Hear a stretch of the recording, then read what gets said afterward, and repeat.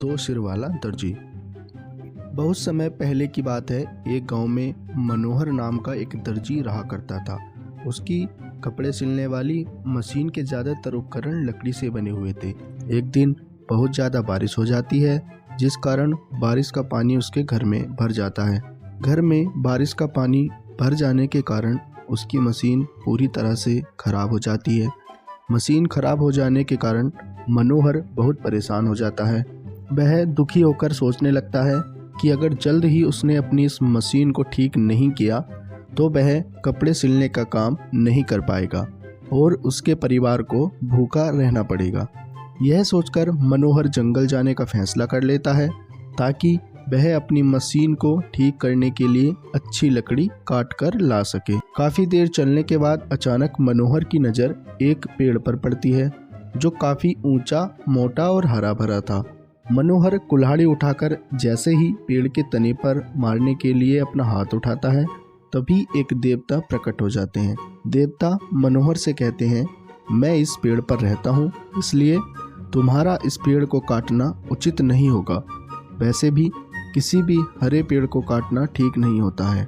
देवता की बात सुनकर मनोहर क्षमा मांगते हुए कहता है, हे देव, मैं मजबूर हूँ, मुझे इस पेड़ को काटना ही पड़ेगा। अगर मैं इस पेड़ को नहीं काटूंगा तो मेरी मशीन खराब रह जाएगी और मैं कपड़े सिलने का काम नहीं कर पाऊंगा। इस वजह से मैं और मेरा परिवार भूख को मर जाएगा। मनोहर की बात सुनकर देवता कहते हैं, मनोहर, तुम इस पेड़ को मत काटो, इसके बदले तुम्हें जो वरदान चाहिए वो मांग सकते हो। मैं तुम्हारी इच्छा जरूर पूरी करूंगा। देवता से वरदान की बात सुनकर मनोहर कुछ देर विचार करके कहता है, हे देव, मैं वर के लिए पत्नी से राय लेना चाहता हूँ, इसलिए आप मुझे एक दिन का समय दीजिए। मनोहर के आग्रह को देवता मान लेते हैं और उसे एक दिन विचार करने के लिए दे देते हैं। एक दिन का समय लेकर मनोहर अपने घर की ओर चल देता है।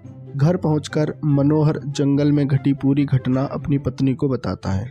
देवता से वरदान मिलने की बात सुनकर मनोहर की पत्नी कहती है, आप 2 हाथ से इतने अच्छे कपड़े सिलकर ठीक ठाक कमा लेते हैं।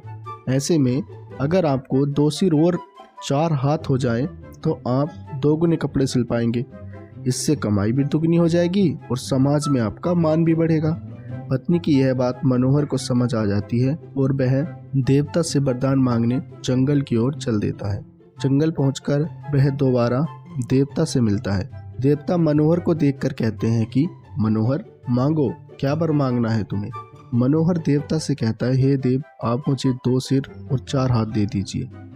देवता मनोहर की यह बात सुनकर पूछते हैं कि तुम 2 सिर और 4 हाथ का क्या करोगे। तब मनोहर बताता है कि 2 सिर और 4 हाथ होने पर वह 2 गुना कपड़े सिल पाएगा, जिससे उसकी कमाई पहले से अधिक हो जाएगी। मनोहर की यह बात सुनकर देवता मुस्कुराते हैं और मनोहर को वरदान दे देते हैं। देवता का वरदान पाकर मनोहर के 2 सिर और 4 हाथ हो जाते हैं। वरदान पाकर मनोहर बहुत खुश होता है और अपने घर की ओर चल देता है। मनोहर जैसे ही अपने गांव पहुंचता है तो गांव में खेल रहे बच्चे उसे देखकर डर जाते हैं। वह सब उसे एक राक्षस समझते हैं। तभी कुछ गांव वाले हाथों में हथियार लेकर मनोहर पर हमला कर देते हैं और मनोहर की मौत हो जाती है। जब मनोहर की मौत की खबर मनोहर की पत्नी को होती है तो वह फौरन मनोहर को देखने वहां पहुंच जाती है। मनोहर की लाश देख उसकी पत्नी रोने लगती है और कहती है कि यह सब मेरी गलती है। मैंने ही उनसे देवता से 2 सिर और 4 हाथ मांगने के लिए कहा था। अगर ऐसा न होता तो आज मनोहर को कोई राक्षस न समझता और वे जिंदा होते।